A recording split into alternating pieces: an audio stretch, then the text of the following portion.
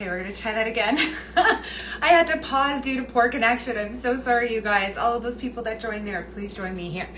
I am adding Miss Crystal to this chat right now. However, I want to welcome you.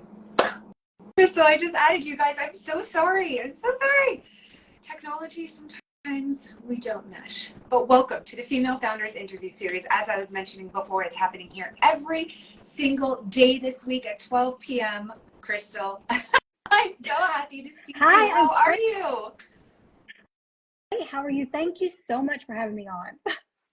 Oh my goodness, it's a pleasure of mine. I'm sorry about the connection in the last video. Sometimes IG, it's just bananas. It's one job. It has one job to work. I know, exactly. The fully functioning IG. So I wanted to welcome everybody, including you listening to the interview series. It's happening every single day this week at 12 p.m. together. An array of successful female founder powerhouses such as yourself to inspire, educate, and amplify your business. So for those of you who don't know the phenomenal Crystal Honeycutt, Crystal is the owner of Socially Seen Marketing and Management, and she's a certified brand and certified marketing specialist and the creator of Train Dirty Fitness. And Crystal, you are such an inspiration and a force of nature. So thank you so much for coming here today and inspiring all of our listeners. You're so sweet. You make me sound so much better than I am. Thank you. Can you just follow me around and keep doing this all day? Because, we get in our head and we're like, so you could just keep doing that to me all the time. I'll feel so much better about myself. Oh my goodness. Are you kidding? Sometimes we need to take a macro view of who we are and listen to the right people around you. And I'm such a fangirl of yours. You have accomplished so much and you have such an incredible story. So I really appreciate you taking the time to come here today.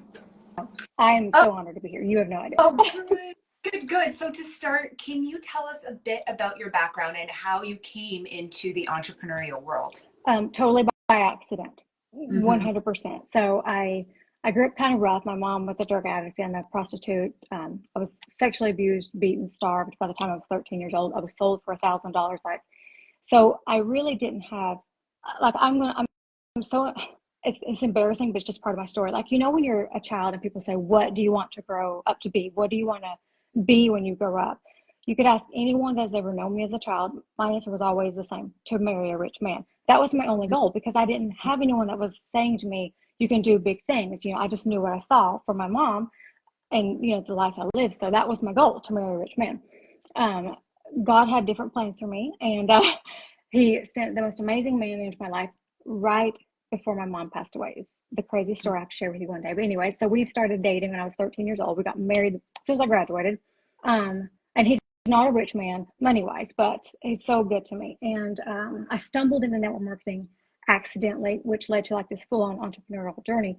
I started with Mary Kay, and I just kind of went with that, just a little dipping my toes into it. I wasn't that great at it at the time. And then I went on to college and I was in the surgeon's office working in the medical field. And then it just hit me one day that I had this voice, because I used to pray all the time, Lord, I want to be a singer. Why will you not let me be a singer? That's the one thing I want to do, is to be really good at singing in church. And I'm really bad at it. So bad that when my son was little, he would say, Mama, don't sing. It's that bad. And I would cry and I was like, you didn't give me any talents. You gave me no talents. You gave everyone else a talent. I have nothing. Somehow it stumbled in that I realized that I have this insane gift and this fire in my core that is so strong that sometimes it scares me, that I want to teach other women to believe in themselves, to believe that they can do the things besides grow up to marry a rich man. So you can see where this is going. I had to go through that walk of life to get to where my ultimate calling in is to help other women believe in themselves. And in 2008, I was like, I'm just going to quit work and I'm going to create this fitness company and I'm going to get people to my classes. But my ultimate goal is not to really be the best fitness instructor. My ultimate goal is to teach these women that have such low self-esteem, how beautiful they are, how worthy they are, how amazing and strong they are. So that's really how it all kind of started. And I moving along with Train Dirty Fitness, I was training other instructors. I created these programs where they could get certified and teach my formats, which all evolved around the hashtag you are good enough.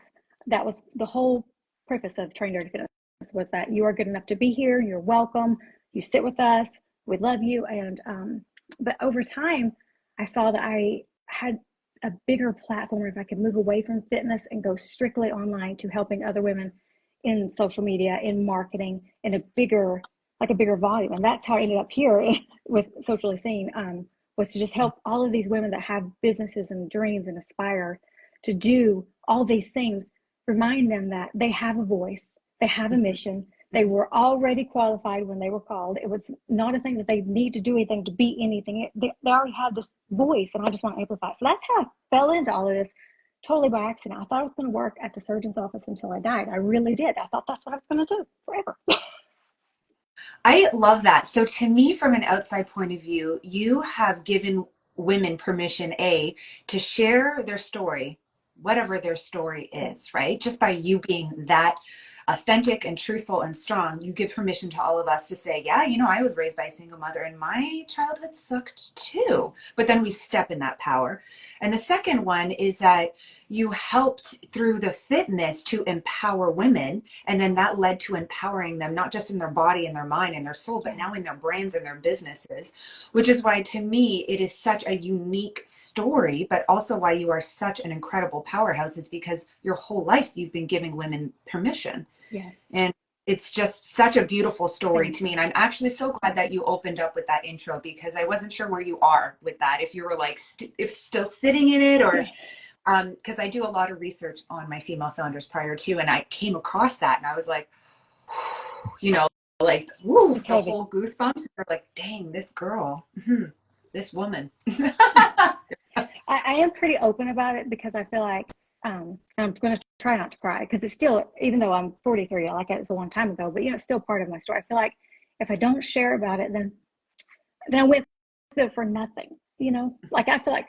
my survival experiences are someone else's roadmap to not have to struggle like I did, and to see that they can do these things. And I'm a firm believer, if I can overcome it and be better than what all the people told me that I would be, all the people that said that I was white trash, that I would be nothing more than XYZ, and that I was better off, you know, being left in the gutter, that they're wrong.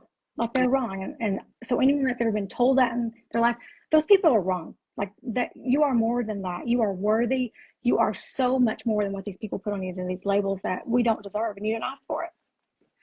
My goodness, you know, stepping into that as well, which will jump into my second question. I want to just put it out there that Miss Crystal here has 86,000 Instagram followers, 65,000 Facebook followers, and over 40,000 TikTok followers. So I love that you used that to propel you forward, because sometimes we get stuck in listening too much to that negativity that we don't allow it to empower us. So yeah, it's 86,000 Instagram followers. Okay, can you share with all of us one lesson in your business that your business has taught you that you think every entrepreneur, female founder needs to know at some point along their journey? Yeah, I mean, I probably could write a book of all the things not to do, because I did them, stumbled and fell and had to get back up 49,000 times. But I think one of the things that I think is the biggest one, because I still have to today, at many years into this, I have to remind myself this all the time, is that what someone else is doing can look like the exact same thing, but it's not. So there are so many people that do social media management and virtual assistant work like I do, but they are not me. So if you're listening to this and you're like, the market is saturated, or I'm too old, or there's too many people doing this, no, there's not, because there's only one you. Only one you've been called to do the work that you've been called to do. You have your voice. I don't have your voice. You could be doing the exact same thing as me, but your voice is different. Your message is different. The way that you do it is different. So you can look at all these things and say, well, if I was doing it this way, maybe like she's doing it, then I would do better. But that's not the same, because you can copy, but the pace is never the same. It doesn't matter. That only works in Google Docs, and even sometimes it doesn't work that great there either. So you have to know that no matter what you see other people doing, your work is still your work. It is defined to you. It is qualified and called for you and your voice. So it does not matter how saturated you think the market is. It is not, because there's one you. Of many is not a saturation. That's one. Mm-hmm. Absolutely. I always say that when you're called to do the work, you have to show up in your own light. Yeah. That is the secret to success. I don't have this as part of my questions, but I obviously know from my research that you have a very close relationship with God, and you're not afraid to say that. Yeah. Can you, yeah, can you tell me a little bit about that relationship and what has happened in your life and business from tapping into that source? Yeah, it's insane. So um, it started when I was little. So obviously, the things that I lived through, I can remember praying to a God I didn't know. I just knew that I'd heard about him in church here and there when I would be invited to like Bible school or something because my mom's not in church, as you can imagine. But I would get invited, by friends. So I'd go, and I didn't know a lot. I just knew that in bad situations when I was left, in bar parking lots or wherever, I was praying to a God I didn't know. I was, asking for support. And it was actually my grandmother that really helped me when I was 16. She sat me down and she was like, Crystal, you can stop blaming your mom, your biological father, your stepfather, your adoptive father, all the men, everyone that didn't come to you, save you, whatever. Stop blaming all the people for all the things that happened to you. At, Now you are in charge of how your life goes moving forward. You can go down this path of destruction because, as you can imagine, I was on a path of destruction based on what I had seen growing up. She was like, but at this point, you're 16 years old, you'll be 18 in 2 years. You have to decide what you want for your life. And that is only on you. And I was like, oh, that's not cool. I want to blame everyone else because that's easier to blame everyone else. This is why I'll never be anything. It's because no one taught me to be anything. And so that was really a turning point for me. And so I started really paying attention to her. She was really a big, godly woman. And I was like, yeah, I'm going to like do this. And I'm going to like really pray. And so I started doing that. Then when Train Dirty Fitness came along, it's so funny. When I created it when I was 30 years old, it sounded like a wonderful name. I had no idea people were going to confuse it with strippers. But that happened all the time. But then that kind of became the funny thing to me that I was like, okay, well, whatever you think it is, I don't care. Now that you're here, hey, how are you? I own this company. Let's make you feel good about yourself. Like, I didn't care. Come to me and whatever you think it is, I don't care. But I was hiding. And so people did not know for a long time that I was actually very, very much a Christian person. So one day I was like, I'm going to tell y'all. So I made a post on Train Dirty Fitness, the page, and I was like, I need to be honest with you guys. I don't know what you think Train Dirty Fitness is, but I love Jesus and I love him a lot. And he is the reason I'm not dead. And all these things. I lost 7,000 followers in 24 hours. And I was like, whew, breathe. And for a second, I thought, that's bad. That's really bad.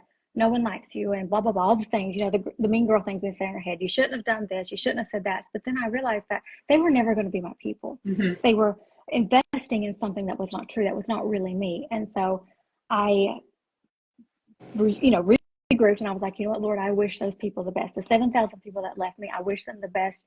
And I hope that the right person gets in front of them to help them see what I could not see. And so ever since that day, I am very vocal about, very honest. And if you don't like it, that's okay. You don't have to like me. I'm not a taco. Everyone's not going to like me. It's not going to happen.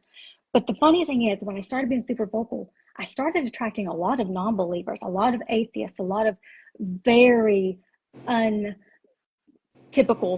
type people that you would think I would attract. And I've had so many people in my pure world that'll say, Crystal, I can't believe you're going to work with that person. She's an atheist. Or I can't believe you're going to, take on that client. She is 100% into witchy kind of things. And I'm like, really? Like, that's not the God that I believe in. The God that I believe in says that he sent his son to die for all the people, and that includes everyone. And let me tell you what's happened. So many times these people are like, I love that you may believe in God. I don't believe in God. I'm like, it's fine. But if you ask me for help, I'm going to pray for you. But so many people, like, they start turning and start seeing this. So like, they're 100% atheists, but they're like, if something goes wrong, they're like, Crystal, will you pray for me? I'm like, I'm wearing you down. I'm wearing you down. And so I believe that me being very vocal about it and honest is what attracts people to me, that even if they don't believe the same as I do, because they know where I stand and they know that I'm not going to judge them. You don't have to believe the same as I do to work with me. You don't have to believe the same as I do to follow me or be my friend. I don't care what you believe. I'm still going to tell you that you're beautiful and you're worthy and you can do all these things. And I'm still going to pray for you, whether you accept that prayer or not. You don't have to accept it for me to do it. I'm just going to do it. Absolutely. I couldn't agree with you more. So to date, business-wise, what do you feel is the best thing you've ever invested in? Hands down, mentorship. Mm-hmm. And I know that's probably what everyone says, but I was investing in mentorship when I didn't have $500 in the bank. I took my last $400. At that time, my house payment was $337.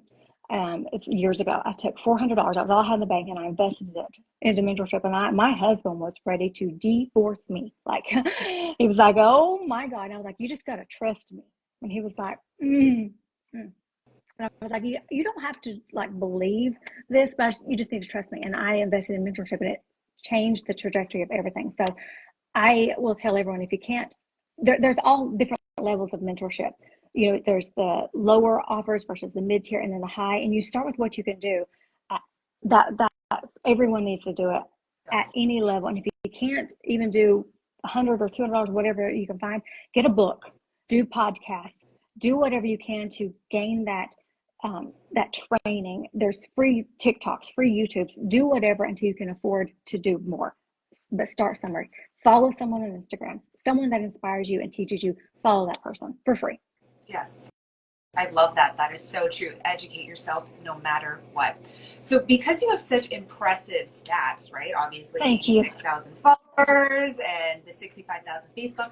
For people that are just starting out in the social media world, or for new entrepreneurs, what are some resources, tools, or advice that you can give them to become as visible and exposed and extend their reach like you have? The first thing to do is, so I will give you tips, but no matter what I say, to remember that if you've got one follower, 10 followers, 10,000 or 1 million, talk to each one of them and put out content for one person. So every time I put out content, I'm not thinking like, are all 86,000 people going to like this? No, I'm going to talk to the one person, and that's who you talk to. So put out content, quality content, good content consistently, no matter the amount of followers you have, because those people are choosing to follow you. We all start with one follower, probably ourselves, or a husband or a dog or a mom or a best friend, and we all have those posts that flop where you're like, oh my gosh, that was such good content and no one liked it. And I've got 5 likes and half of them are, my family. So that's going to happen. But I think that one of the things that so many people get in their head is they get all caught up in these content pillars, and you have to post. Monday has to be a promotion, Tuesday has to be engagement, Wednesday has to be, educational. And I think those are important, but they should not be the know-all, end-all, be-all. You still have to post as if you're talking to someone, a friend. So that's how I put out every piece of content. So if you're looking at growing and engaging, you want to put out content as if you were talking to your friends. So if you're going to put out a piece of educational content, put it out for that one friend. That one friend needs you. And if you're thinking, Crystal, I don't really know how to do that, just think. We all have another friend in business. We all have someone that's just starting out, and that, we're like cheering for them. We're like, I'm going to buy your keychains. I may not want a keychain, but I'm going to buy your keychain because you're my best friend. I want you to do well. Put that post out for her. What would you tell her? What would you say? If that so put that post out for her, and just keep talking to, like when you're writing content, think you're talking to someone. It is so important on social media to be social and to know that while it may look like no one's seeing it, people are seeing it, and they are real people with real problems, just like yours, who are, you don't know where they're at in their business, but they are literally a beating heart reading your content. And I think that social media sometimes gets so transactional, and it's just, I'm going to put this post out so I can get 5,000 likes and 40 comments, and I'm going to go viral, and everyone's going to buy my stuff. And that's not really how it goes, ever. You have to talk to one person at a time. And that is, I think, one of the biggest mistakes that people make. I feel like you're very accurate with that, which is why tapping into your ICA, your ideal client avatar, a lot of people build their business around their own needs and their behaviors and psychographics, when it should be my ICA as a Karen. Her name is actually Karen, and it's the same Karen I've been talking to when I established my business 10 years ago, and she's been growing with me. But when you speak to their behaviors and buying patterns and demographics, all of that, then you're speaking to them and allowing them to get those aha moments. Yes. But what people don't understand is there's hundreds and hundreds of other Karens watching you every step. So you want to be able to tap into theirs as well. So ICA is such a big takeaway from this. I think one thing that a lot of entrepreneurs don't really tend to talk about, especially on interviews, is the challenges and the obstacles that they have personally faced within their business, especially in order to get to where they are today. So what are some of the biggest challenges that you feel like you have faced throughout your entrepreneurial journey, and how did you overcome them? So I think that one thing that I struggled with, because, as I said, I I started in network marketing, and then I went to Train Dirty Fitness, and then I went to Socially Seen, is that people don't realize or grasp or accept that we all evolve and change. We are not a tree stuck in the ground with deep roots that go to the center. Like, you can change. You're allowed to change your mind. You're allowed to think differently today than you did yesterday or a year ago. I always say, if you knew me a year ago, I'm probably not that same person. Like, stuff changes. I think differently. And so I think that one of the biggest things that I've had to learn and remind myself is that I'm allowed to evolve. I'm allowed to evolve into other things. And even today, people still say, I really miss your classes. You know, I really miss Train Dirty Fitness. I wish you put out another program. I'm like, I love you. Thank you. If you've been following me that long, you were around back in the days when I was like doing that third party posting on Facebook. Crystal is eating. Crystal is running. You're like, you've been around a long time. Thank you. I love you. I appreciate you. But I'm not that girl anymore. This is who I am, and this is what I do. And I'm allowed to do that. And you are too. So if you're watching this in your business and you're like, not feeling all the feels about your business, and you know that there's something you need to evolve and change and switch to, do it. This is your permission slip. Do it, girl. Go, run, do it now. Don't wait on someone later on to be like, well, I didn't do that. Just do it. You're allowed to change. And I've done it 3 massive times in my life. And it's okay. And each time has been better, and you learn things. And it doesn't mean that you don't still love what you used to do, or that you don't still love that part of your life. The Train Dirty Fitness Crystal, the version that so many people knew before, she brought me to this version of Crystal. And I'm so thankful for that girl that had this vision to do bigger things and this overwhelming fire to help women on a massive scale. If that version of me hadn't stepped up and like, hey, I don't want to do network marketing anymore, I want to do fitness, if she hadn't have done that, then I wouldn't be here. So do it. Make those shifts, evolve, change your business 30 times if you need to. You're allowed to. You're not a tree. Get up and move. Yes, absolutely. And the people that don't understand that you are also evolving, then sometimes you need to stop the evolving journey with them as well. And that's okay. That's okay. Yes, exactly. Who have been some of the most influential leaders or thought masters, anybody, who's been the most influential people in your business career so far? So I really love so many people. I could give you probably a list of 30 or 50, but I will tell you the one that said something. She didn't say it to me, but she did. It goes back to when you're posting your post, you're talking to one person. Yep. So same thing when you're writing a book for one person. So Jess Connolly, she wrote a book, and it was talking about you're already qualified for the job. If you've been called, you're already qualified. You are the girl for the job. That's the thing. And like, I quote it all the time, so much that I feel like people are probably like, oh my gosh, you're just like a regurgitation of what she said. But I am, but at least I'm giving her credit for it. So Jess, if you ever see this video, I love you. She doesn't know who I am, has no idea, but she has that one phrase. I swear it literally transformed the way I think. It's transformed the way I do business. It transformed the way that I mentor my clients and that I work with the people who work with me, because every single person, male and female, but we're going to talk about women. We are the most hateful and ugly and destroyer of our own selves and our own self-confidence. And so, like, every time I start to get in my head and think, well, I don't know if I should be doing that, I'm like, nope, I am the girl for the job. Jess Connolly said that, and I am going to do this. I was already qualified before I was called. So here we go. So I think everyone should read that book. I don't have any affiliate links, but go read that book. It's on Amazon. It's amazing. So that, although there's so many people, that is the one that I will give credit for forever and ever and ever, because that phrase changed my life. Totally. Amazing. I love that so much. If you could go back to the Crystal who first started her entrepreneurial journey, what is the one piece of advice that you would give her? Oh my gosh. I would tell her that she doesn't need to take things so personally. That the people that start the journey with you don't have to be the people that finish it with you. That Crystal went through a lot of hurt, a lot of tears, a lot of almost giving up, because she thought that the friends that started with her were supposed to be the ones that kept going with her, and that's not necessarily how it goes. Some are with you for a season, some are with you for a reason, and some are the foundation. And it's important to know that the ones that are only with you for a season, that's okay, but you got to let them go.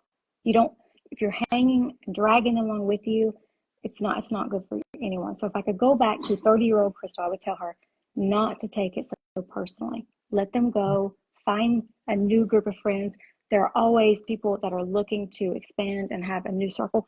Get in that circle. And if you don't know where their circles are, ask where.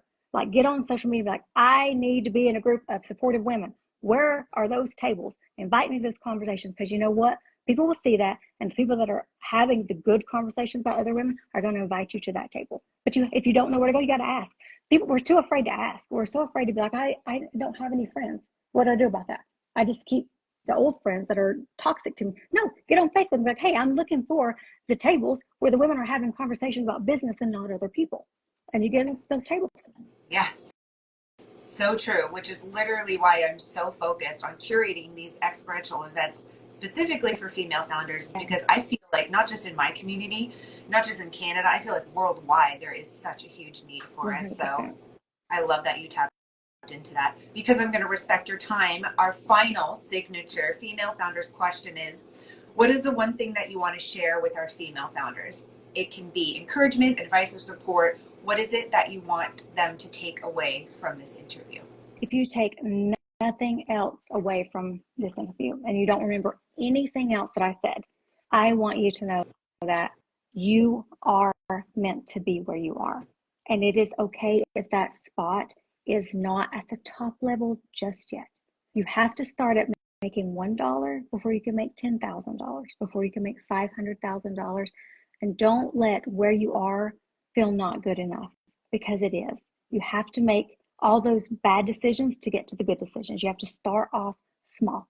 And all the things that you see other people sharing on social media where, you know, my revenue is 2 million, or I got 500,000 views on this video. They started with $1.